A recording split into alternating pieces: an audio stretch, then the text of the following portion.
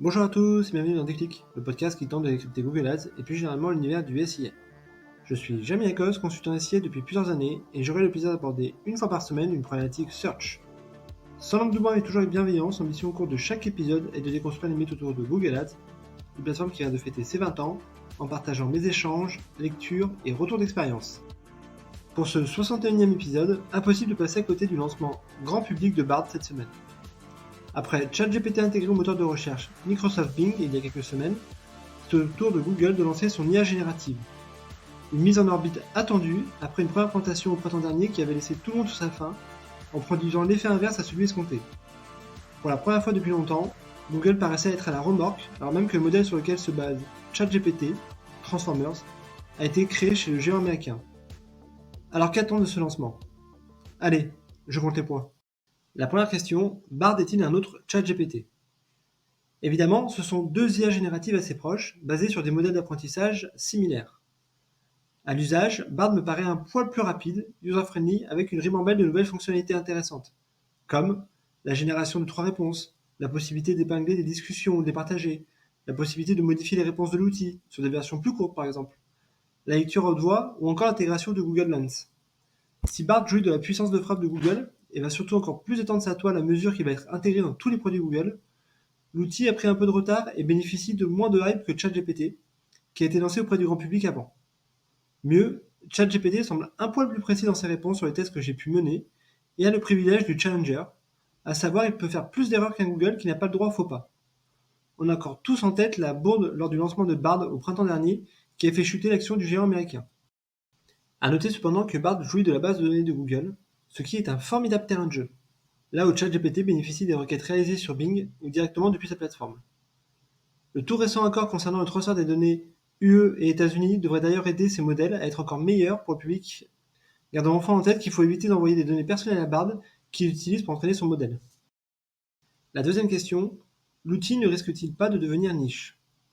Un peu comme ChatGPT hier, Bard est un objet de curiosité énorme.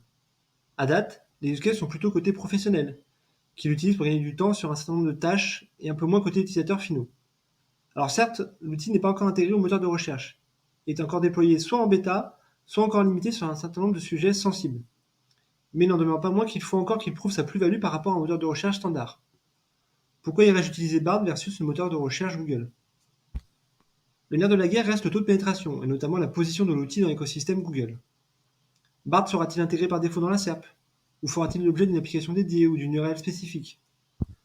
Un peu à la manière d'un ChatGPT qui aujourd'hui est intégré directement dans Bing, soit dans un encart à droite, soit dans un encart directement dans le fil de la SERP, avec mise en avant de liens, moins on a de friction et plus on pousse l'usage de l'outil. La troisième question, quel usage pour les internautes ? À date, Bard ou ChatGPT semble être surtout utilisé pour faire du name dropping sur LinkedIn. J'exagère à peine, et peut-être qu'avec ce podcast, j'y contribue un peu. Quoi qu'il en soit, à mon sens, c'est encore loin de la séquence où on verra des pans entiers d'audience basculer du moteur de recherche classique vers l'IA générative. Par exemple, pour toutes les requêtes commerciales ou à destination d'un site web en particulier, il n'y a pas mieux que le moteur de recherche classique, qui d'ailleurs ont déjà pris le tournant du zéro-clic depuis des années avec les snippets, résultats enrichis et autres positions zéro. Quoi qu'il en soit, à date, dans les tests réalisés, il n'y a pas de lien hypertexte, encore moins en payant qui apparaissent. J'imagine que cela devrait arriver rapidement, mais pour le moment, difficile d'établir un pronostic. Surtout que cela reviendrait à dire que Google serait prêt à scier la branche sur laquelle il est assis. Lui qui propose depuis quelque temps le scroll infini avec une infinité d'annonces SIA et qui du jour au lendemain s'embarquerait sur des réponses normalisées avec 3 liens. Et j'y crois moyennement. Côté internaute, les use cases les plus intéressants à date me paraissent être ceux qui viennent taper dans l'ultra-personnalisation et dans la production. Typiquement pour quelqu'un qui cherche à organiser un voyage ou désire se simplifier la vie, en demandant des résumés d'articles, mentions légales, ou même la rédaction de contenu ou de code.